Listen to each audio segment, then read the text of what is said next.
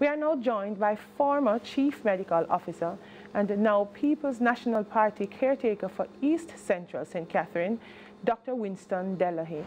Dr. Delahaye, thanks for joining us. Thanks for having me. Just for clarification, so the comments I made and you just repeated certainly are my personal and professional comments, just so we are clear.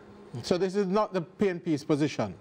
Not that I'm aware of. Okay. My personal and professional comments as a public health professional. But why do you think we should have an all-island lockdown at this time? All right, so the purpose of public health is to prevent. Thus far, we've certainly been doing the best we can. We haven't been testing enough to begin with. We're now finding that there are persons who are infected that we're not sure how they got the virus. The alternative comment for that is community spread. If you're having community spread, it means the horse is certainly gone ahead of things.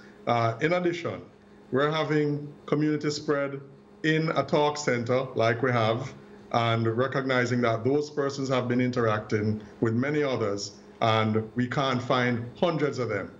Add to that, hundreds or thousands of persons who have come into the country after a lockdown, which could have been earlier to begin with. So you have another hundreds and thousands the week before that it could have been. If you're faced with that situation, we are no different than Italy was, for example. And what you have is where you lock down one particular region of a country. In this instance, it's Spanish Town, not to mention the manner in which that was handled.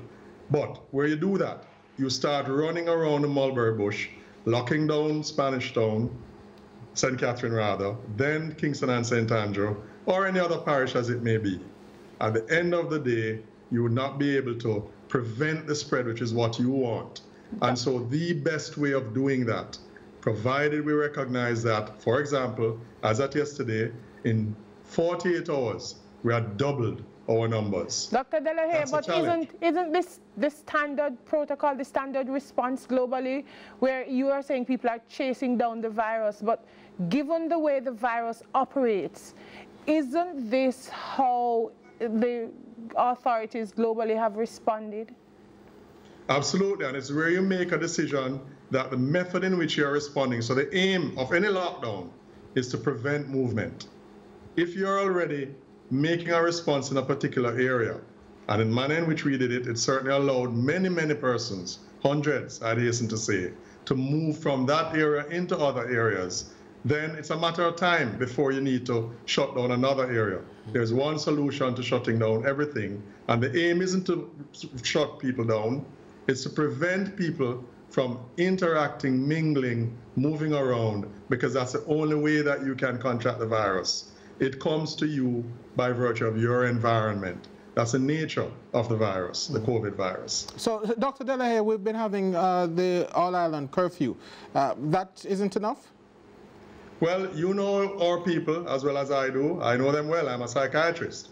We're not the kind of people that you tell don't come out of your house and they stay in.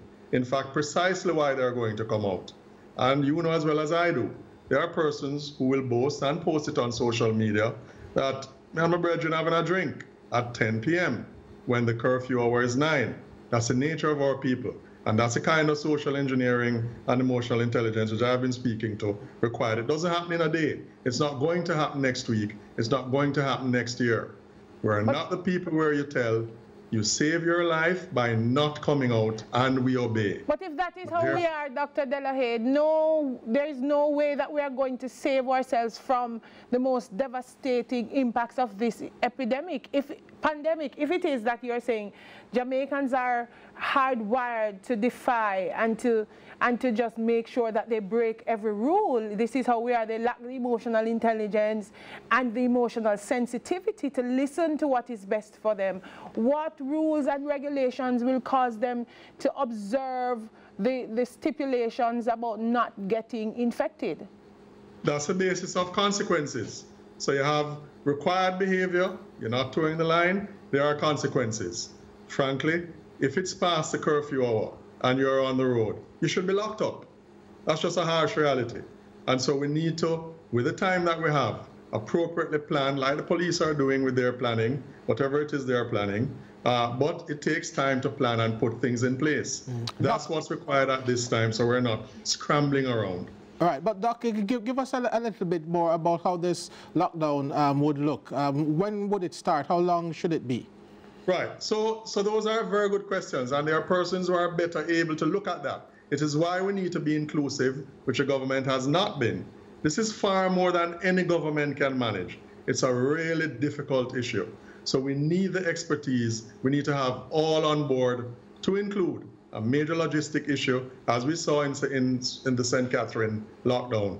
The Jamaica Defense Force, which I've been pushing for a number of weeks, they are trained in managing logistics. It's many moving parts, it's confusing, and I understand that.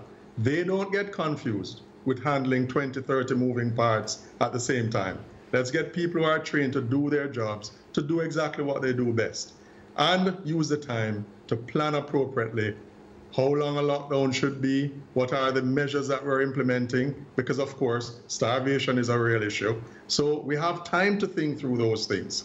But to continue to leave things open, to continue to shut down one parish, then another, and another, is not going to create the solution. More importantly, it is easier to shut down a business for a couple of weeks than to shut a casket with your loved one in it forever. But that's a harsh reality. This is not just one business, though. This is making a difficult call between crippling the economy and saving lives, you know? And so it's money or life.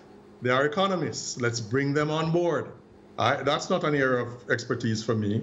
Mine is public health and psychiatry. I know that if you operate like you did in St. Catherine by announcing suddenly to persons that they need to not move for the next how many days, you can well imagine the panic that created, as we saw. So for the all-island shutdown that you're recommending, you want more notice to be given for that? In an organized manner, people know that's how people do it in different countries. In an organized manner, you know that based on the statistics, we're in dire straits, we need an alternate solution to what we've been doing. That solution is a shutdown. In X days, we will be shutting down. On Mondays, persons with surnames XYZ may use the supermarkets, etc., etc. This has been done in many countries. It's being done in many countries as we speak. We can learn from them. Dr. De La Haye, one of the comments made by the head of the World Health Organization the other day is important for parties and political unity around dealing with this issue. There seem to be increasing fissures, tensions between the PNP and the JLP about the handling of this matter. Is this something that you notice as well? Well, there's no tension in my mind. Only yesterday, I made myself available to the Minister of Health because I recognize that he probably isn't availing himself of adequate information to make the right decision. For example, what took us so long, or has still taken us so long, to certainly require that everyone wears a mask, and that still hasn't been done. What took us so long to move ourselves from testing only persons who have symptoms to anyone who is a contact?